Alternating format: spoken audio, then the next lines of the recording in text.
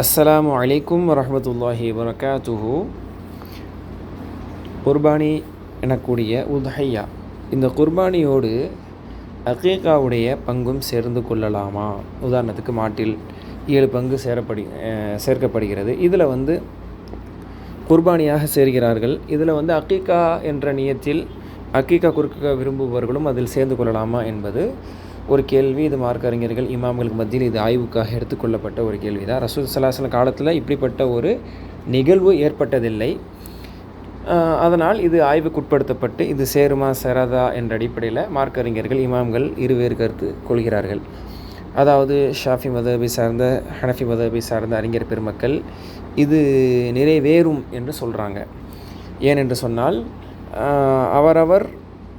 அவரவருடைய நியத்தின்படி அவர்களுடைய பங்கு அவர்களுக்கு நிறைவேறிவிடும். உதாரணத்துக்கு ஒரு ஆட்டினுடைய இடத்துல மாடு 7 பங்காக, ஒட்டகமும் மாடும் 7 பங்காக ஷரியத்தில் ஆக்கப்பட்டு விட்டது.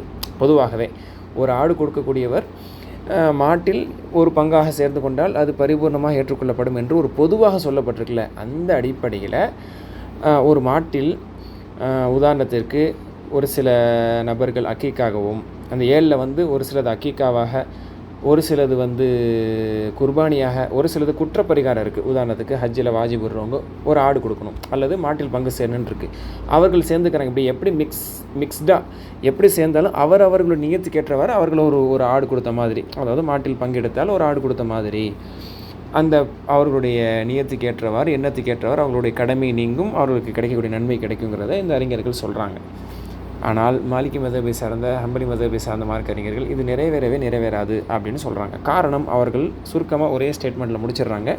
இதுக்கு நேரடி ஆதாரம் இல்லை. அக்கீகாவையும் உதுஹையாவையும் குற்றப்பரிகாரத்துக்கானதையே ஒன்று சேர்க்கறதுக்கு ரசூல்லா காலத்தில் நேரடி ஆதாரம் இல்லாத ஒரு விஷயத்தை நாம் செய்ய முடியாது. அதன் அடிப்படையில் அதாவது தனித்தனியான அமல்கள். ஸோ குர்பானியில் 7 நபர்களோ 6 நபர்களோ ஏதோ அவங்க சேர்ந்துக்கலாம் உதுஹையா என்ற அடிப்படையில். அல்லது அக்கீகா என்பது ஒரு மனிதர் வசதி இருந்தால் முழு ஒட்டகத்தை கொடுக்கலாம், அல்லது முழு மாடு கொடுக்கலாம், அல்லது முழு ஆடு கொடுக்கணும். அது முழுமையாக தான் கொடுக்கப்படணும். எந்த அளவுக்குனா ஒரு மாட்டிலேயோ ஒட்டகத்திலேயோ 2 பேர் சேர்ந்து கொடுத்தாலும் கூட அது ஏற்றுக்கொள்ளப்படாது. ஒரு பிராணி என்பது தான் அங்கே விஷயம். அக்கீகா பொறுத்த வரைக்கும் அறுக்கப்பட வேண்டும். அது குறைந்தது ஆடு அல்லது மாடு ஒட்டகம் வசதி இருந்தால் அப்படிங்கிறத அவங்க சொல்கிறாங்க. அது போக ஆதாரம் இல்லைங்கிறனால இதுதான் பேணுதலான கருத்துன்னு சொல்கிறாங்க. ஸோ இந்த 2 கருத்தையுமே முன்வைத்து மார்க்கறிஞர்களில் ஒரு சிலர் அந்த கருத்தை தழுவி ஃபத்வா கொடுப்பதும் உண்டு, சிலர் இந்த கருத்தை தழுவி ஃபத்வா கொடுப்பதும் உண்டு.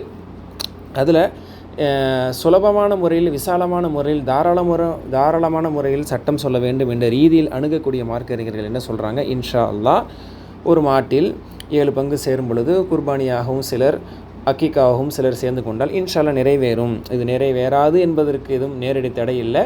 அதுபோக மாட்டில் பங்கு என்பது ஆட்டுக்கு இணையாக சொல்லப்பட்டிருக்கிற அடிப்படையில் அந்த ஹனஃபி, ஷாஃபி மதஹபை சார்ந்தவர்களின் கருத்தின்படி இது இன்ஷா அல்லாஹ் நிறைவேறும் என்றே நாம் ஆதரவிப்போன்னே சொல்கிறாங்க. இருந்த போதிலும் பேணுதல், ஒரு கருத்து வேறுபாடை விட்டும் நாம் நீங்கி இருப்பது சிறந்தது என்ற அடிப்படையிலையும், பேணுதல் என்ற அடிப்படையில் இப்படி மிக்சடாக கூட்டு சேராமல் குர்பானியில் வெறும் குர்பானியை மட்டும் சேர்ந்து கொள்வது சிறந்தது. அக்கீக்கா கொடுக்குறவங்க முழுசாக ஒரு ஆடை கொடுத்துறது சிறந்தது, அல்லது மாடோ ஒட்டகமோ விரும்பினால் அவங்க முழுமையாக கொடுத்துறது சிறந்தது, சேராமல் இருப்பது சிறந்தது.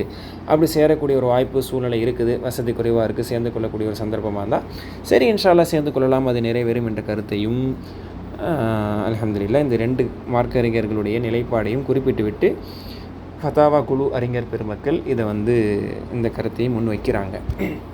அதே போல் இதில் இன்னொரு விஷயத்தையும் சொல்கிறாங்க.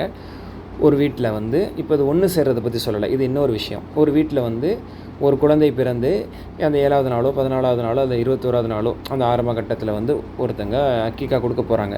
கரெக்டாக அது ஹஜ்ஜி பெருநாளுடைய நேரமாகவும் இருக்குது. ஐயாமு தஷ்ரீக், துல்ஹஜ்ஜினுடைய 10, 11, 12, 13 இந்த குர்பானி அறுக்கக்கூடிய இந்த 4 நாட்களில் ஒரு நாளில் தான் கரெக்டாக அவங்க அக்கீக்கா கொடுக்க வேண்டிய நிலைமை வந்தால் ஒரே நியத்தில் 2 நியத்தில் ஒன்றா கொடுத்துடலாமா?